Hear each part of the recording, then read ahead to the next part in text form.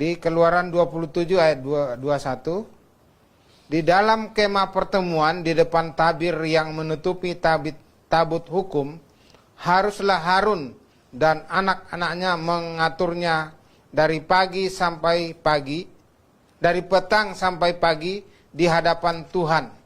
Itulah suatu ketetapan dan seterusnya. Ini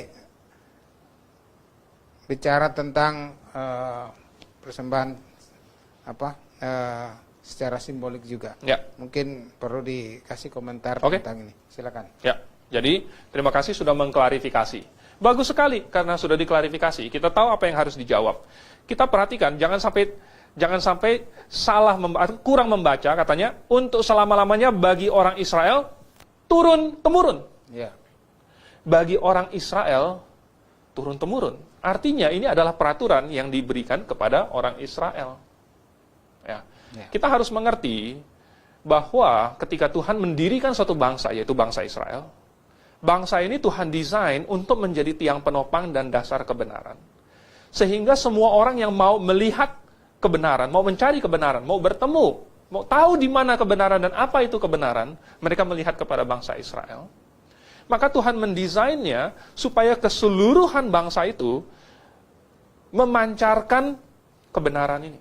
Ya. Yaitu janji akan juru selamat. Nah, ketika Tuhan mendesainnya, Tuhan ada memberikan peraturan-peraturan yang sifatnya rohani. Peraturan-peraturan rohani misalnya apa? Misalnya jangan ada padamu Allah lain di hadapanku. Ya. Ya. Ini rohani.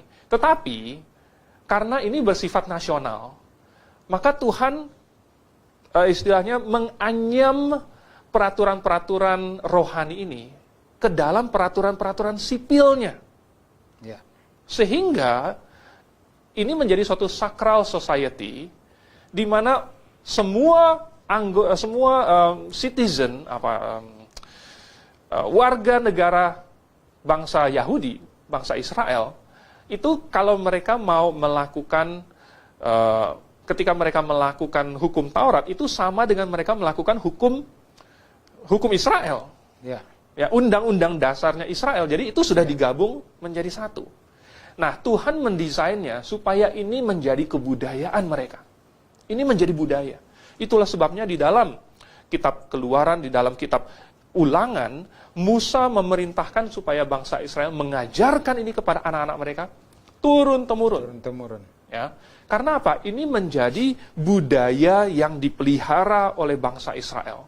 Supaya sepanjang generasi yang akan datang, bangsa-bangsa yang lain mau mencari kebenaran, melihat bangsa Israel. Dan itu terpelihara. Nah, jadi ini yang harus dipelihara selama-lamanya, ya, bagi orang Israel turun-temurun adalah dengan tujuan supaya ibadah simbolik dan tujuannya terpelihara.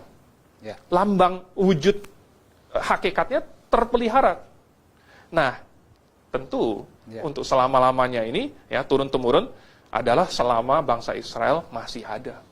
Ya. Ya kan? Ya. Mungkin atau tidak bangsa Israel sudah tidak ada lagi, lalu kemudian masih harus melakukan ini. Coba kita bayangkan, apakah di surga nanti keturunan Harun masih harus melakukannya, masih harus nyalain lampu, mengatur apa segala macam dari pagi sampai petang. Apakah di surga masih harus melakukannya untuk selama-lamanya? Bukan itu yang dimaksud. Yang dimaksud adalah supaya bangsa Israel memelihara ibadah simbolik dan pengertian hakikatnya secara turun-temurun sampai seperlunya, yaitu Tuhan mendatangkan hakikatnya. Ya. Terima kasih.